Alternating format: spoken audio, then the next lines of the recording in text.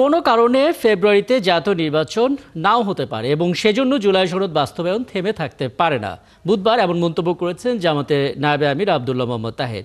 এদিকে নভেম্বরেই গণভোট সহ 5 দাবিতে কর্মসূচি ঘোষণা করেছে জামাত ইসলামী সহ আরও 8টি দল। আরও জানাচ্ছেন Asaduzzaman Shakib. Lily beauty soap, যার অ্যান্টি এজিং গুণ তারুণ্য ধরে রেখে ত্বকে করে উজ্জ্বল, তারুণ্যময় উজ্জ্বল ত্বকের জন্য। রিমার্ক। সকালে জামায়াতের কার্যালয়ে আসেন কমনওয়েলথের ইলেকটোরাল সাপোর্ট ও প্রি ইলেকশন অ্যাসেসমেন্ট শাখার প্রধান লিনফোর্ড অ্যান্ড্রুজ। বৈঠকে আগামী জাতীয় নির্বাচনের বিভিন্ন বিষয় নিয়ে আলোচনা হয়। পরে জামায়াতের নায়েবে আমির আব্দুল্লাহ মোহাম্মদ তাহের এ নিয়ে কথা বলেন। আমরা ওনাদেরকে বলেছি, ইলেকশন কমিশনের ব্যাপারে বলেছিল, আমরা বলছি ইলেকশন কমিশনকে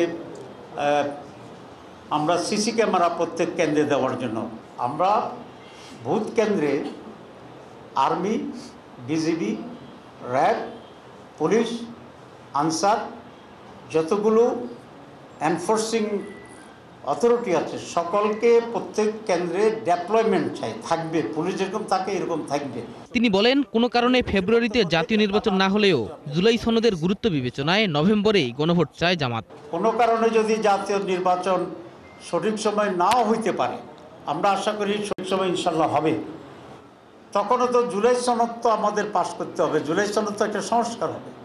সুতরাং দুটাকে একসাথে জুড়ে দেওয়াটা এটা আমরা কোনোভাবেই সঠিক মনে করি না, এবং এটা জুলাই সনদকে অনিশ্চয়তার দিকে নিয়ে যেতে পারে। এদিকে জুলাই সনদ বাস্তবায়নে নভেম্বরেই গণভোট সহ 5 দাবিতে জাতীয় প্রেস ক্লাবে সংবাদ সম্মেলন করে জামায়াত, ইসলামী আন্দোলন সহ আন্দোলনরত 8 দল।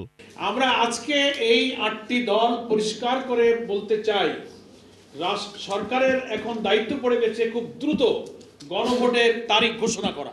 যত দেরি করা হবে ততই কিন্তু মূল জাতীয় নির্বাচনের তারিখ নিয়ে নতুন সংকট দেখা দিতে পারে। 30 অক্টোবর নির্বাচন কমিশনের স্মারকলিপি প্রদান ও 3 নভেম্বর বৃহৎ কর্মসূচি ঘোষণার কথাও জানান দলগুলোর নেতারা। অন্তর্বর্তী সরকার দায়িত্ব গ্রহণের পর। শাহিদুজ্জামান সাকিব, 71, ঢাকা।